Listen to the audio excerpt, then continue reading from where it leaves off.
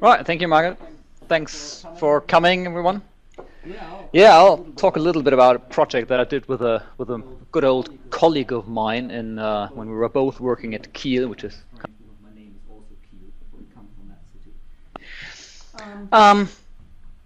for centuries, really, people have recognized that there are many more species in the tropics than there are in higher latitude. And I guess, well, I mean, yeah, it goes back to Alexander von Humboldt, Charles Darwin, and all the great naturalists of the 17th, 18th, 19th century. And I guess every one of you who has ever been in the tropics and has also been to the coast of Skåne, for example, has noticed, oh my God, there's a lot more to find on the beach, for example, or in a forest in the tropics than you find, well, at our coasts in northern Europe. So, and this is called nowadays the latitudinal diversity gradient. And you can see this in virtually every group of organisms, including plants, including animals, including life in the deep ocean, including even planktonic organisms. So it seems to be rather universal pattern on our globe, with very, very few exceptions. So since this is a very general pattern, people have long thought, or still kind of a consensus there, I think, that there might be a common cause for these this large-scale species distribution. And yeah, it's been nicely summed up by Jim Brown in a review paper in 2015. Even as the patterns have become more clear, the explanations remained elusive and controversial. And there is about every other year there is a new review paper about this topic, and they always come up with like, the idea we had 2 years earlier is actually not the correct one. Here's our new hypothesis. Yeah, so this goes on and on. And I think in the same paper he summarized how the ideas about how this diversity gradient came into place, how they have evolved. So in the 50s they had like 9 ideas. In the 70s there were already 20 ideas, and I think that when he stopped counting there were up to 40 different ideas how this diversity gradient actually came to be there. I'll just go quickly through a few of them. There are various arguments that are actually of circular nature. So many of them many say, or it has been said, there are many more predators in the tropics, and hence evolution has to go faster, and hence there are more taxa. There are the same argument for parasites, or saying there was much more competition in the tropics. But then why are there more predators in the first place? So it doesn't really explain why there are more species in the tropics. Another argument is the so-called species area effect, which you might know from island biogeography, where in island biogeography, I was recently in a conference where someone said, oh yeah, people just like to travel to islands, including myself, hence we know so much about island biogeography. One thing people noticed about island biogeography is that the bigger the island, the more species there are. And it probably comes down to habitat diversity. The bigger an island is, the more diverse habitats are there, and hence you get a wider diversity of species. And the same has been applied to this latitudinal diversity gradient, and they say, look, our globe is kind of a round, ball-shaped thing, so the tropics are much bigger than the colder areas, plus the colder areas are divided into two, and it's difficult to get from one to the other. But if you look at, for example, terrestrial diversity in Southeast Asia, it's a lot higher than anywhere in the rest of sort of northern Asia, which is much greater. And the same goes for the continental shelf of Panama, which is very narrow along the Pacific, yet it's got a much higher diversity than the huge continental shelf area, for example, in Alaska. Right? So species area effect does not explain this diversity gradient. Another more theoretical is called the mid-domain effect. If you plot, or if you put species latitudinal ranges randomly across the globe, just as I've done it here with these black bars, it's just a matter of statistics that if you look in the middle, there will be more species or more occurrences in the middle than at higher latitudes, because they can't get around to the other side, right? So it's just a statistical question that in the middle you get more than at the northern and southern ends of this. This works nicely in theory. In practice, species are not randomly distributed. Their latitudinal ranges are not random. Most species are actually either confined to the tropics or to some places outside the tropics. So also this mid-domain effect can be sort of discarded as an explanation. Another thing is called Rapoport's rule, and that claimed that latitudinal ranges of species are wider in the northern and southern, or in higher latitudes, compared to the tropics. So in the same range of latitude, you can accommodate many more species. Problem here is there are way too many counterexamples for that, and there are also other theoretical ideas that would counter this. For example, in the tropics we tend to have, at least in the oceans, we tend to have many organisms tend to have planktonic larvae, which can disperse a lot, while in higher latitudes organisms, at least mollusks and others, tend to have direct development, which don't disperse very much at all. So that's also doesn't work. Something that I find attractive and that actually appears to have some credit is the time stability hypothesis. That states that the tropics remained climatically stable over long timescales, geologic timescales, which allowed the accumulation of species. And you can imagine that during the ice ages, well, there was not much life right here where all the ice shields were, but yet the tropics were not really affected. It's just the temperature gradient from sort of the equator to the poles became steeper. Well, of course, we know it also got a little bit colder in the tropics as well, perhaps. So it's not really the universal explanation people have been looking for, but well, it's got something to it, as we will see. Along the same lines is an idea. Well, sort of the most prominent advocate is Dave Jablonski. It's called the out of the tropics idea. And what he noticed when he looked at the late Neogene fossil record is that he looked at marine bivalve genera, so coming closer to what I'm interested in, mollusks. Looked at bivalve genera and noticed the first occurrences, so presumably the place where they originated. There are many more first occurrences in the tropics compared to extratropical areas. Right? So there's higher origination in the tropics compared to higher latitudes. And he also looked at what are the northernmost limits of these genera that originated in the tropics. Where are they now? And it turned out that many of these tropical genera, or at least some of them, over time migrated to higher latitudes. So in other words, biodiversity, species richness or richness in genera, is generated in the tropics, and over time it migrates northward and southward. And that, well, could help to explain this latitudinal diversity gradient.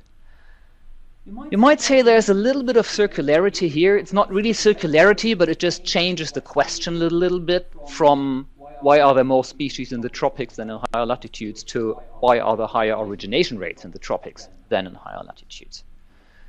And this is where climate probably comes in. Here's an old study, Steele and Wells, from 1971, where they plotted first the number of genera of corals in the oceans and then compared that to sea surface temperatures. And, well, yeah, got relatively good correlation here between sea surface temperatures and coral diversity. So temperature, yeah, big thing. So now anyone working on plants might say, hey, come on, the hottest place on Earth is the Sahara Desert, which is not exactly known for high plant diversity. So yeah, on land, people working on land, they often say it also has to do with rain, the amount of water that actually stays on the ground compared to what evaporates. So also temperature, yes, it probably plays a role, and people come in and say it's solar radiation that's important, but then you can make the same argument with Sahara Desert. So, well, but there's a kind of a general, not overall agreement, but many people start to agree that temperature and energy availability in the tropics might play a role. And it's again Jim Brown who nicely summed this up recently in this review paper, where he said the Red Queen runs faster when she's hot. So the Red Queen, I think that's from a Walt Disney movie here. It's from Carol Lewis, Alice looking through the looking glass. I forgot the exact name of the book. So idea published, I think, by Van Valen in '73, the Red Queen hypothesis states that when species interact, they constantly evolve, and the ones that evolve faster, they will win this evolutionary race. All right. So if you evolve faster than your competitor, then you will outcompete him, and you will be the winner of this evolutionary race.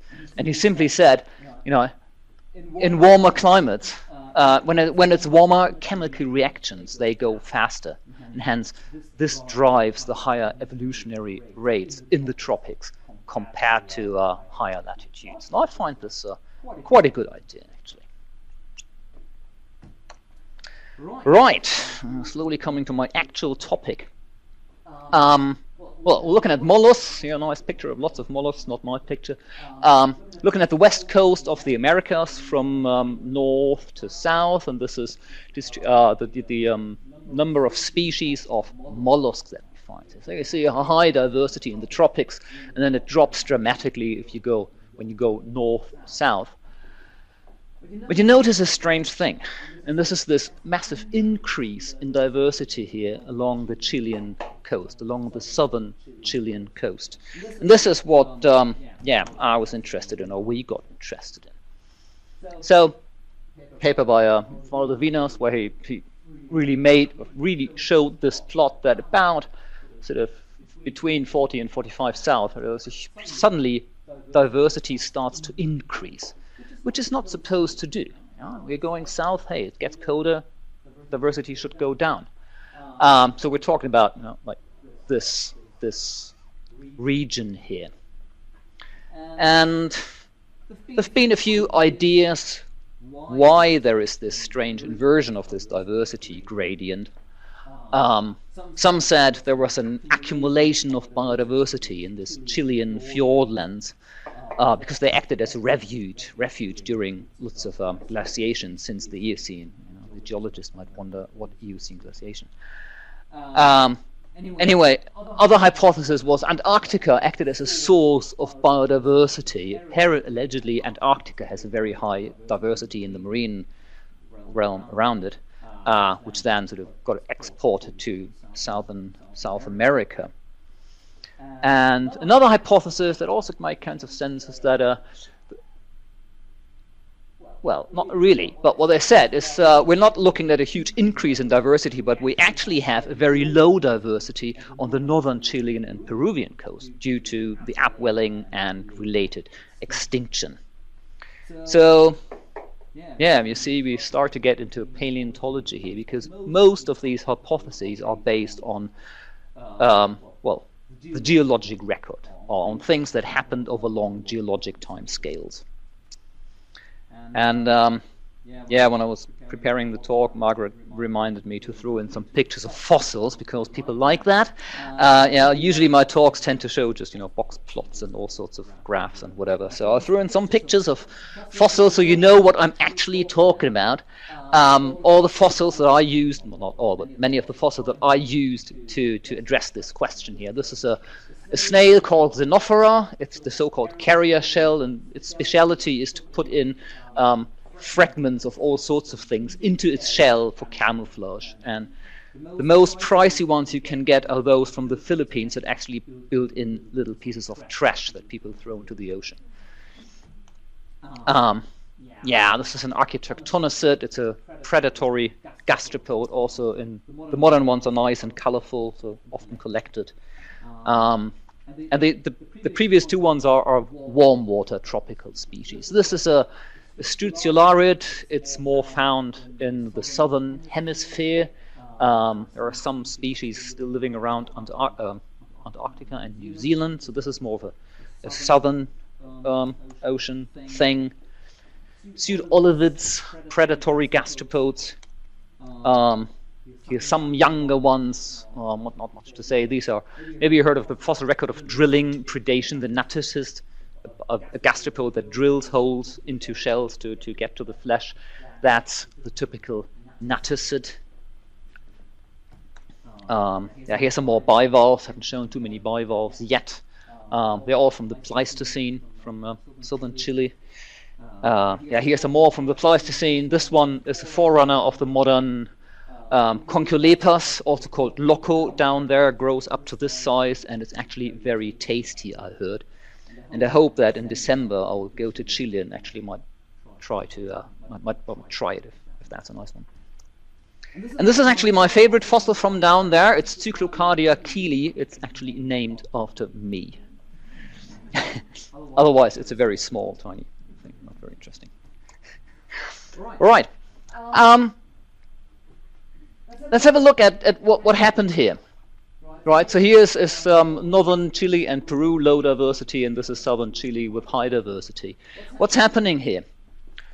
All this coastline where we have this relatively low diversity looks roughly like this.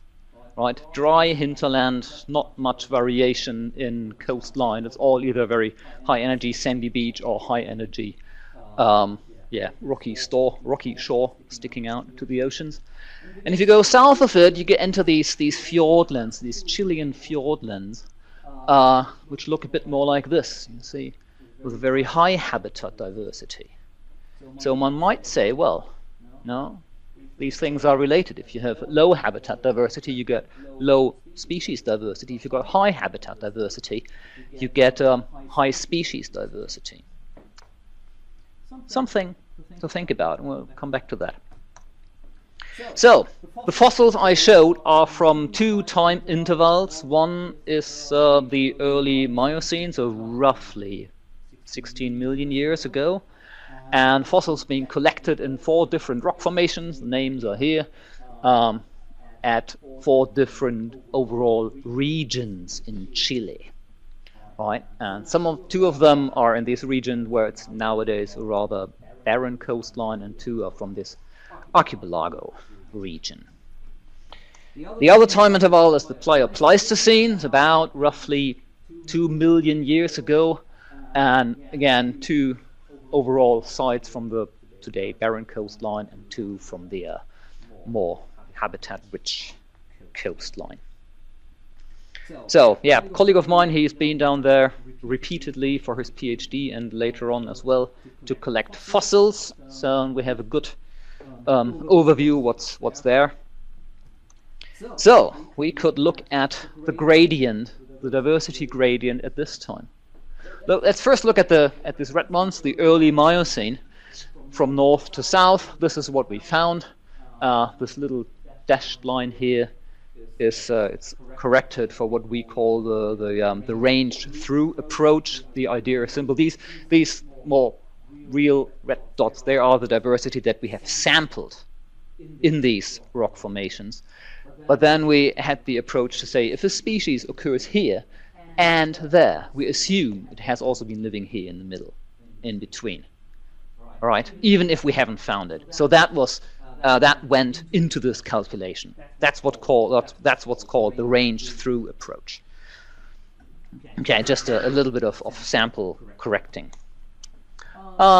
Same for the Pleistocene. There's also general trend is here. You might notice there's very little diversity in this region, and there is a very simple reason for that. We have only 1 locality where we found good fossils, while at the other areas we had 7 or 8 fossil localities. So I think this drop here in biodiversity is merely a sampling bias. So overall, the trend is clear. It's a pretty normal trend, really, right? Actually, in both time intervals, right? In the Miocene, we've got a decrease in diversity from the tropics towards southern latitudes, and the same is true for the Pleistocene. So what does this tell us? There's one more thing I should tell you. During this last ice age, the glaciers here in southern Chile, they reached the coastline. There's geologic evidence that the glaciers really went straight down to the beach. So there was not much opportunity for sort of shallow water intertidal mollusks to actually live there. So this means, since we have in the Miocene and in the Pleistocene until 2 million years ago, we have a normal gradient where the diversity decreases to the south. This means this inverse gradient with this huge diversity in the south, this must be a glacial or post-glacial phenomenon. Right? So the diversity, this huge diversity we see down there is not older than maybe 15 to 20,000 years, which in geologic timescales is very, very little. What you can also see is there is actually a drop in diversity already from the Miocene to the Pleistocene. So in other words, there was extinction. Extinction was mentioned as a potential driver of this diversity gradient. Well, we had a look at what actually happened. So these are the total number of species per formation, and this is the number of genera, or total number of genera that survived from the Miocene to the Pleistocene. And quite obviously, extinction has been much more severe in the tropical areas compared to the south. But whether that is enough to call the southern latitudes a refuge, I mean, diversity still was going down. But yes, there was a lot of extinction going on in the tropics, and so in other words, really, there was no accumulation of diversity. Extinction in lower latitudes, so was mostly warm water taxa that got extinct. So we're probably looking at an impact of the Humboldt current system here. That something must have changed with the Humboldt current. Either it became more intense or more cold, or it changed direction, or it might have changed the place where it hit the coastline proper. Something was going on here with the Humboldt current, and hence with a climatic change along the Chilean coast. There was the idea of the Antarctic origin. There are a few localities with Miocene fossils in Antarctica. We looked at all of them, and recent taxonomic revisions. It's maybe 8% of what we find in Chile now in southern Chile was actually present in sort of Miocene and Neogene fossils in Antarctica. So there is very, very little input from Antarctica into the southern Chilean fauna today. So I think we can also discard this idea of Antarctica being a source of biodiversity in southern Chile. Does species diversity follow habitat diversity? Right, remember, this massive increase in diversity is exactly where we change from barren coastline to diverse coastline. And well, if we look at the gradient in the geologic past, well, the change is here, and well, there is no change. Right. So my answer to this is yes. Right? No, this one. It does. I think it's really the habitat diversity in southern Chile that's been driving this. And we looked at this in a little more detail. The 20 most species-rich mollusk genera that we find today in southern Chile, they are the ones that sort of live in the intertidal, inhabit rocky shores. And so they liked the habitat type that was created there when the glaciers retreated, right? And most of them were present in the Chilean fossil records. Most of these species-rich genera that we have there now, we have a fossil record of them. So this means we had a rapid diversification of clades that previously lived there. So there was no import from Antarctica. There was not much coming down from the south. There was things that lived along the Chilean coast that as soon as they got the possibility to colonize this probably newly created habitat, they just went through a major radiation. Because when the glaciers retreated, it's probably the glaciers that created this Chilean fiordlands in the first place, right? So this climatic change from a from an ice age to a slightly warmer climate that caused this habitat diversity and hence the adaptive radiation of the mollusks that you see in this area. Right. To sum this up, we have normal latitudinal diversity gradients in the early Miocene and in the Pleistocene. So in other words, there's no build-up of diversity since the Eocene, rather it's been gone down. And there's really high diversity in southern latitudes. This is of glacial or post-glacial origin, so 15 to 20,000 years old, which is very, very quick. Yeah, there was high diversity in the early Miocene compared to the Pleistocene, so somewhere between these two time intervals, there must have been some changes in the Humboldt current system that caused major cooling here. And lastly, the most diverse clades in the fiordlands, they prefer rocky shores. There's little input from Antarctica. So the fragmentary habitats created by the glacier, or at least enhanced by the glaciers, right? They facilitate the radiation of the taxa that lived there before.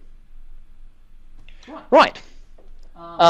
Yeah, my collaborator, who's we work together with in Kiel, that's Sven Nielsen. He's now a professor in Valdivia in Chile, and he invited me to work with him on these lovely fossils. It was all funded by the Deutsche Forschungsgemeinschaft.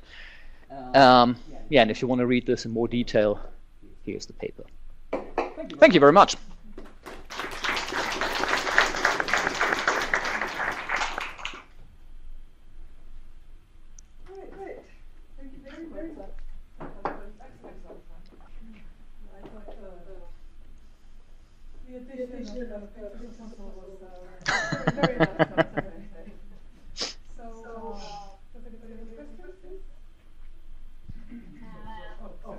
I will give you this one because we're filming it, and then we get the question on tape.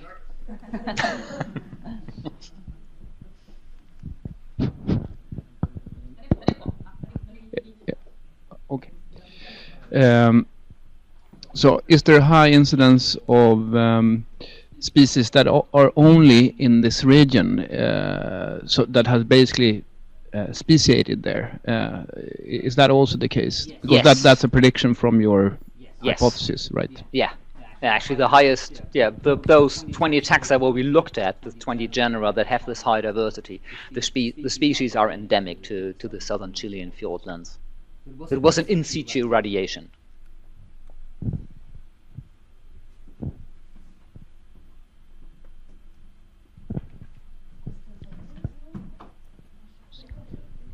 Excuse my English, but as I understood, the whole thing is that there were a lot of theories about this increase in species, and your theory is that this has happened really after the last glacier, and it happened because of this new habitat, the amount of habitats. But then, of course, I ask, you have shown nothing that shows that these habitats arrived at this latest glaciation. How can you say they were not there before? And ice doesn't destroy that much, or does it? I don't know. I don't know about this. But since everything is grounded on this, that there was a big change in the amount of habitats after the glacier has come back. How can you show that that is the case? Well, we don't know what the habitats looked like back in the Miocene and in the Pleistocene down there. That is true, but well, first this decrease in diversity towards the south at this time, that's real. That's what we see in the fossil record. Well, glaciers do create morphology because they scrape out valleys. This is all the islands, didn't they? All the shoreline. I mean, since this is the foundation of your theory, I think you should try to find something. Yeah, during the Ice Age, as I said, the glaciers moved right to the coast, right to the shore. So whatever was living there before, it disappeared. Same as saying that you have a lot of new habitats. Oh, I'm sorry. enough about geology. Perhaps this is so clear for all of the rest of you that the southern Chile was first looking like the same, and then there come the glacier, and then suddenly all the islands came there and all the habitats, and that's why it's created. But I'll go and look in this. There could have been a similar coastline before, but it's mainly I mean, we know that from northern Europe, as far as I can tell, that it was the glacier that fragmented, for example, the Norwegian coast in the way it looks like now. And so I think it's fair to assume the same for southern Chile. I think Alistair has a bit of input here. I just can add a little bit of input to that question. It's not just the ice first will have dug out valleys, but the second thing, it pushed the landscape down and then it rebounds. So you'll have a very different landscape after the ice has melted because of post-glacial rebound, just as what's happened here in Sweden, that the landscape has risen 90 meters or so over Luleå. Same thing will happen there, so you'll have a completely different topography after the ice moves back because it's been pushed up from the mantle. So you could very much expect that after a major glaciation that we've had, a very different landscape straight afterwards. I think, Stefan, your question's still on? I think he was first, sorry. Stefan, when you talked about extinction in the tropical latitudes, yeah, is that real extinction or do they move somewhere else? We did look into that. Yes, a lot got extinct. Many went extinct indeed. As far as I remember, relatively small proportion. I think it was less than 25%. Survived elsewhere and did not come back to Chile. So they survived further north. Do you have instances of surviving further south? I mean, I'm thinking of distributions being pushed southwards or more towards the cooler regions as. Well, Antarctica would have been just as glaciated as southern Chile. So there would not have been much habitat. I think we had some survivors in on the Argentinian side, where the glaciers did not reach the coast. So there were also some survivors, but as far as I remember, it again was less than 25% of the survivors. Okay.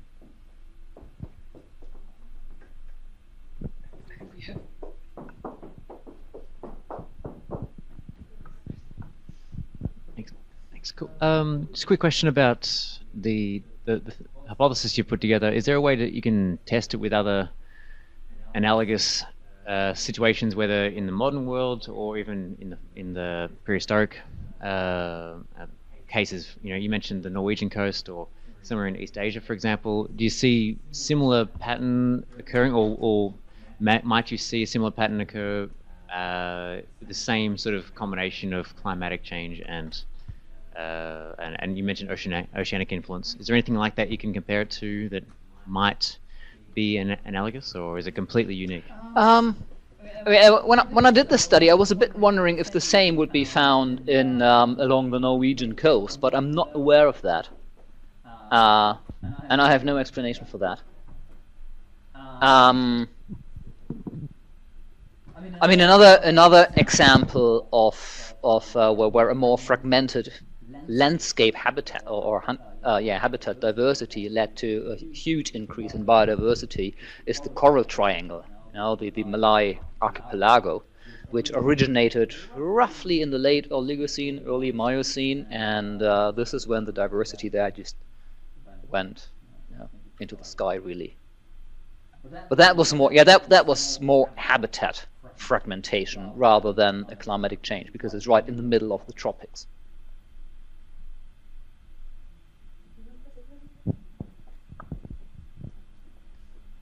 So going back to this idea of fragmenting the habitat and climate, so in terms of forming the spectacular and diverse complex habitat system, I guess when you think about the evolution of the glacial systems over the Cenozoic, say in the Eocene there was no ice on Antarctica, and therefore likely no ice on the Andes. Yeah. And even in the Miocene, no Andes to begin with. Yeah, so maybe no Andes, yeah. But by the Miocene, you've got the Andes, but it may still be too warm for glaciers to be present then and producing fjords. So Yeah. do we know that? Do we know that there was no ice, there were no glaciers? It's a on the similar Andes? problem as in northern Europe. The last glaciers just destroyed any previous evidence. Okay. But actually in the Northern Hemisphere, we probably did have intense glaciations, or more intense glaciations, starting sometime in the Neogene, the Miocene. But maybe it wasn't at lower latitudes, such as Chile. It still wasn't. They still weren't really big enough. Therefore, giving you your. So in a way, I wonder if you could sort of go the other way and look at the diversity of the height of it, or the typical latitudinal diversity gradient in the Miocene. Yeah. As evidence that there wasn't ice, in a way. I think that would be risky. Risky, but it's Yes. interesting to think about. I've never heard of like from ODP course that they found any drop stones Yeah. around the Chilean coast that early, by like meaning Miocene. No, I think it makes sense. Actually. Yeah. In terms Yeah, and of also ice history. what I believe this the habitat fragmentation really happened due to the glaciers is one of the reasons is that the most diverse taxa are really those that love to inhabit just this type of habitat. You know, all these fragmented things, all the rocky intertidal habitats. So they are the most diverse, and they shouldn't have been that diverse if there were no. If the coastline would have been more monotonous, so they might be used as a predictor for sort of habitat diversity along the coast, but to go as far as and say there was ice, I wouldn't feel comfortable with that.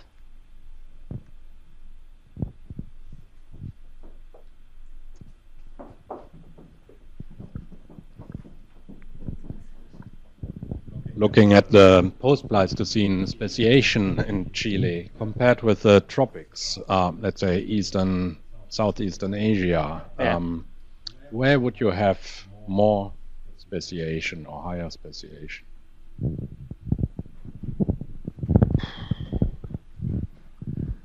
That's a good one. That would actually make nice comparisons, but so far I have no idea.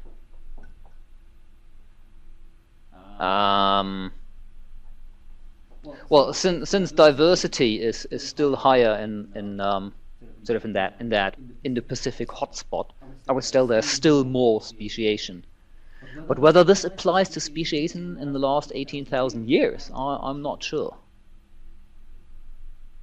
Yeah, well, that's an interesting idea. It would be interesting to test that one way or another.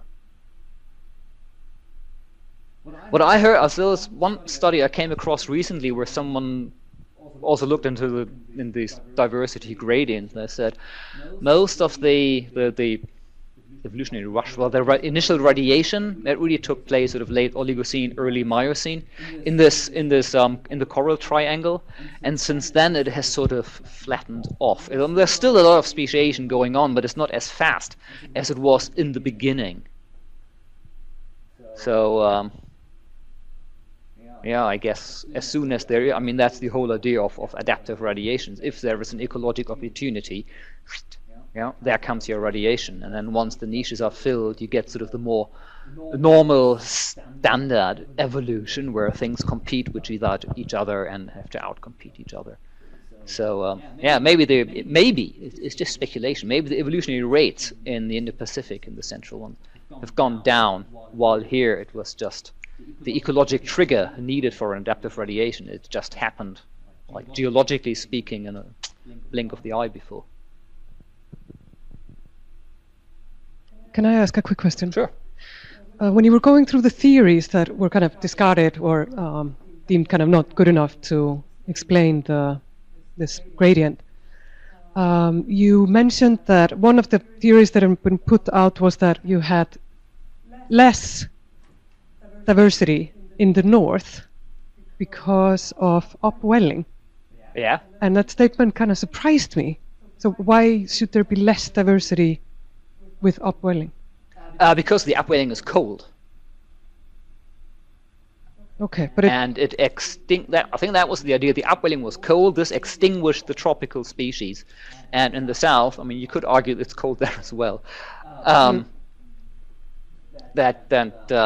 Yeah, this at least the cold caused the extinction, and hence therefore the diversity was low.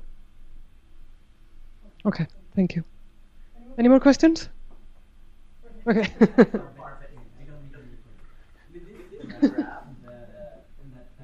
Yeah.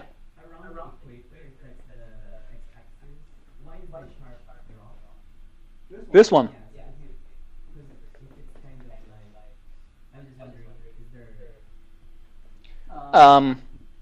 Why is there a sharp drop? Oh, no, that's not mine. Let's see if I can get back to the whole South America. I think that sharp drop happens about here. And this is exactly where we start to get this very dry, barren coastline. And also the cold upwelling goes up to here. I mean, with this dry coastline and the upwelling obviously correlated. So yeah, this is where the temperature is really starts to get really low for the latitude at least.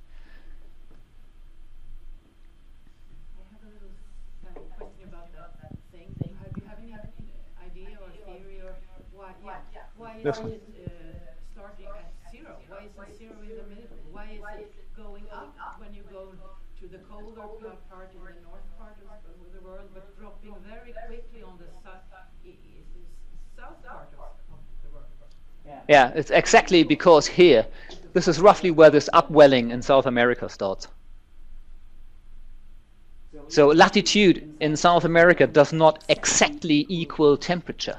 Right, I mean the equator is roughly here, and just south of it it's. North of the upwelling. Why is it still going? Why is it going down from the maximum? You mean here? Why is it that and also at 10? I really. You have still more than and then it starts dropping at -10, not at 0 or not at the upwelling. At the upwelling starts the very quick drop. Here, yeah. Starts north of the equator. Drop starts earlier, yeah. I just wondered. Yeah. So that's the diversity, or the number of species, mollusk species recorded here. That's the equator.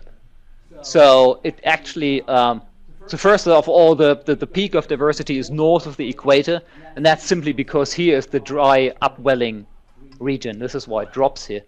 Why it starts dropping before that, I honestly don't know. I could only speculate. One potential reason, but that's just speculation, is that I mean Central America is very narrow, so hence there are not many rivers going into the ocean. So you might get higher diversity where it's narrow because the water is less turbid, and here the water starts to get turbid. But that's just speculation. Yeah. I haven't really looked into the details of why there's this little dent and where it starts to go down. Where Because your thing says that it drops from the equator to the poles, and it starts to drop quick when the upwelling comes, but it starts earlier and so on. So it's not a little detail for me. I don't know anything about this. For me, it's just the thing you say that this shows. There was a last question. When it looks like the sea surface temperature, at least where it's highest, where you have the highest diversity. yeah. The problem to explain is why it's dropping so quickly. Yeah. And that might be other things in temperature, like the time of that other consequences of the currents that doesn't affect the temperature. Could be.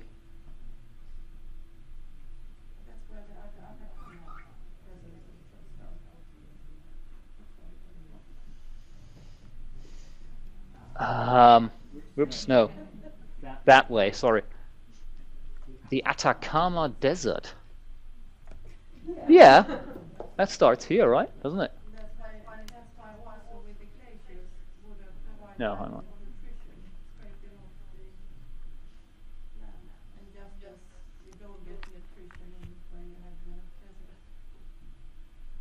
I think there has been no runoff in this direction since the Miocene along this entire coast. Yeah, you do get nutrition, but there's so much, yeah. Yeah, and the fish. I mean, Peruvian fisheries is huge.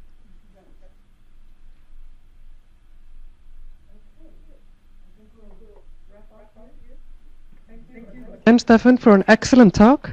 And thank you also for being an excellent audience and this very interesting discussion. Thank you. Wow. You earned it.